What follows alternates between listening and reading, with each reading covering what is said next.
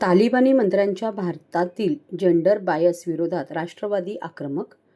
अफगाणिस्तानमधील तालिबानी सरकारच्या परराष्ट्र मंत्र्यांची नवी दिल्लीत झालेल्या पत्रकार परिषदेत महिला पत्रकारांना प्रवेश नाकारण्यात आला. अफगाणिस्तानात महिलांना कुठे स्थान नाही, तीच कृती भारतात तालिबानींनी केली असताना भाजप सरकार या बाबत मूग गिळून गप्प बसले आहे. तालिबानी प्रवृत्तीला खतपाणी घालण्याचा हा प्रकार असल्याचा आरोप करत राष्ट्रवादी काँग्रेस शरदचंद्र पवार पक्षाचे राष्ट्रीय सरचिटणीस डॉ. जितेंद्र आव्हाड आणि जिल्हाध्यक्ष मनोज प्रधान यांच्या मार्गदर्शनाखाली महाराष्ट्र राष्ट्रवादी महिला काँग्रेस शरदचंद्र पवार पक्षाच्या कार्यकर्त्यांनी जोरदार निदर्शने केली. दरम्यान या घटनेचा निषेध न करून भारताचा तालिबान करण्याचा सत्ताधाऱ्यांचा प्रयत्न असल्याचा आरोप ठाणे शहर महिलाध्यक्ष सुजाताताई घाग यांनी केला. तर तालिबानी मनुवादी विचारांचा पुरस्कार करणाऱ्या भाजप सरकारविरोधात सर्व महिलांनी लढा उभारायला हवा असे आवाहन प्रदेश प्रवक्त्या रचना वैद्य यांनी केले. अफगाणिस्तानमध्ये सध्या तालिबानचे सरकार असून महिलांवर अनेक निर्बंध लादण्यात आले आहेत. याच तालिबान सरकारमध्ये परराष्ट्र मंत्री असलेले अमीर खान मुत्तकी भारत दौऱ्यावर आहेत.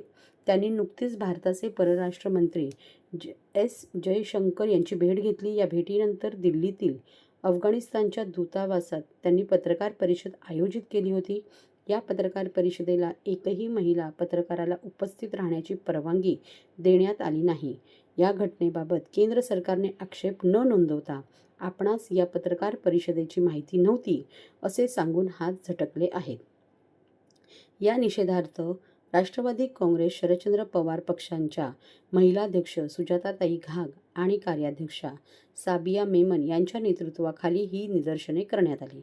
यावेळी महिला कार्यकर्त्यांनी तालिबान मुर्दाबाद, तालिबानला घाबरले कोण, 56 इंचवाल्यांशिवाय दुसरे कोण, हा देश जिजाऊ सावित्रीचा चालणार नाही कायदा मनूचा, आम्ही जिजाऊ सावित्रीच्या लेकी, तालिबान मनूला मारू बुक्की, भारतात संसद अन मंदिर उद्घाटन महिलेला नाकारले, मोदींनी भारताला तालिबानच्या रांगेत बसवले, अशा घोषणा दिल्या गेल्या.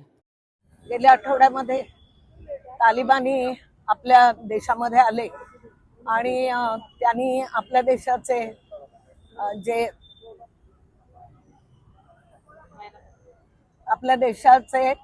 जे हे आहेत परराष्ट्र मंत्री जे आहेत त्यांची त्यांनी भेट घेतली. त्यावेळेला त्यांच्याबरोबर चर्चा झाली आणि त्यानंतर त्यांनी पत्रकार परिषद घेतली.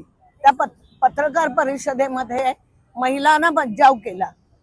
या देशामध्ये 200 वर्षापूर्वी देशामध्ये ठराव झालेला आहे. भारतामध्ये सर्व समान अधिकार, महिलांना सुद्धा सर्व समान अधिकार मिळाले पाहिजेत अशा प्रकारचा ठराव केलेला असताना सुद्धा आपल्या पंतप्रधानांनी आपल्या महिला पत्रकारांना येण्यास मज्जाव केला आणि त्याचा निषेध करण्यासाठी आम्ही इथे आज जमलेलो आहोत.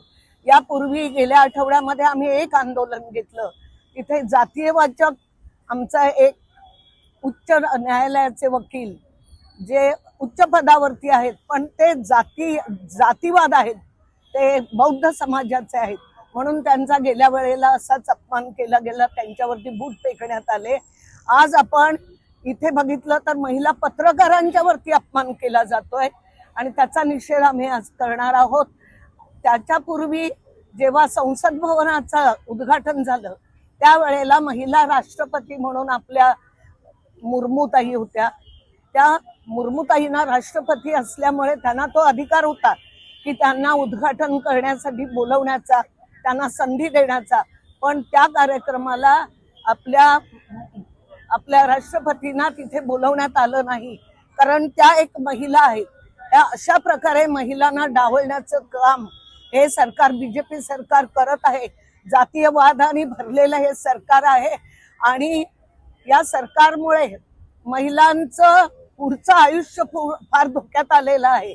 कुठेही महिलांना यापुढे स्थान तिथे मिळेल असं वाटत नाही. जर राष्ट्रपती आदिवासी आहे म्हणून तुम्ही जर त्यांना संधी देत नसाल तर मग ह्या देशामधले जर सर्वोच्च न्यायमूर्ती आहेत, सर्वोच्च पदावरती बसलेल्या त्या माणसाला तुम्ही न्याय देत नाहीये तर इतर महिला, इतर जातीतले जे लोक आहेत त्या लोकांना तुम्ही कसा न्याय देणार? सातत्याने अशाच प्रकारे या सरकारमध्ये चालू आहे आणि त्याचा आज आम्ही संपूर्ण महिला निषेध करत आहोत ठाण्यामध्ये.